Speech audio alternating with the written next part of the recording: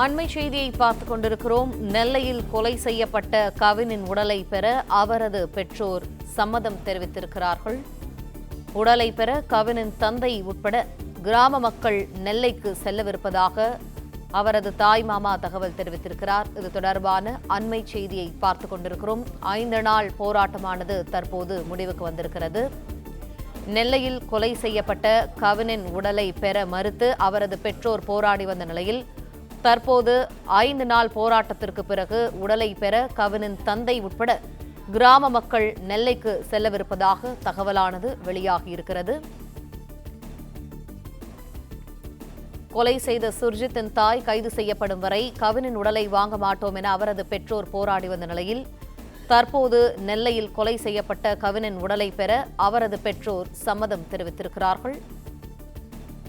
கவினின் தந்தை உட்பட கிராம மக்கள் நெல்லைக்கு செல்லவிருப்பதாக தகவலானது கிடைக்கப்பட்டிருக்கிறது. இது தொடர்பான அண்மை செய்தியை பார்த்துக் கொண்டிருக்கிறோம்.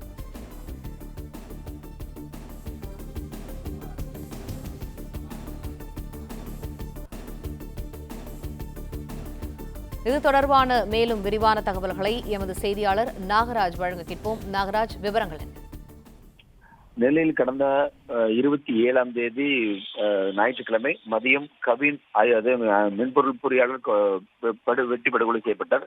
இந்த வழக்கு தொடர்பாக சுர்ஜித் என்பவர் கைது செய்யப்பட்ட நிலையில் அவர் தந்தை மற்றும் தாயார் இருவரையும் கைது செய்ய வேண்டும் என கவினின் உறவினர்கள் கோரிக்கை விடுத்திருந்தனர். இதன் காரணமாக அவரது உடலை வாங்காமல் போராட்டம் நடத்தியிருந்தார். ஞாயிற்றுக்கிழமை உயிரிழந்த நிலையில் திங்கட்கிழமை அவரது கவினின் உடல் என்பது உடற்கூறாய்வு செய்யப்பட்டது. ஆனால் அவரது உடலை வாங்காமல் தொடர்ச்சியாக போராட்டம் உறவினர்கள் நடத்தியிருந்தனர்.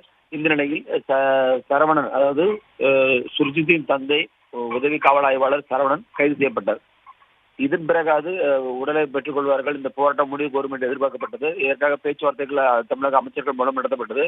பின்னர் நேற்று காலை திமுக எம்பி கனிமொழி அவர்கள் அமைச்சர்களோடு சென்று ஆறுதல் கூறிவிட்டு போராட்டத்தை முடிவு கொண்டிருப்பதாக பேச்சுவார்த்தை முயற்சித்தார்.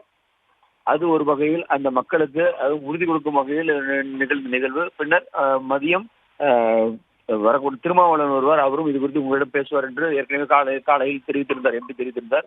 அந்த அடிப்படையில் மதியம் இந்த திருமாவளவனும் அவர்களுக்கு ஆறுதல் கூறிவிட்டு கண்டிப்பாக சட்டப்படி நடவடிக்கை என்பது நமக்கு சாதகமாக இருக்கும் என்று பல்வேறு உறுதிமொழிகள் கொடுத்த அடிப்படையில் அது பிறகு ஊர் கூடி மக்கள் ஒன்று கூடி பேசி முடிவெடுத்து தற்பொழுது இன்று காலை 9 மணிக்கு உடலை பெறுவதற்கு சம்மதம் தெரிவித்திருக்கிறார்கள். 9 மணிக்கு வாங்க வருவதாக தெரிவித்திருக்கிறார்கள். பிளே ஸ்டோர் மற்றும் ஆப் ஸ்டோரில் இருந்து பாலிமர் செயலியை QR கோடு மூலம் பதிவிறக்கம் செய்யுங்கள். செய்திகளை உடனுக்குடன் பெறுங்கள்.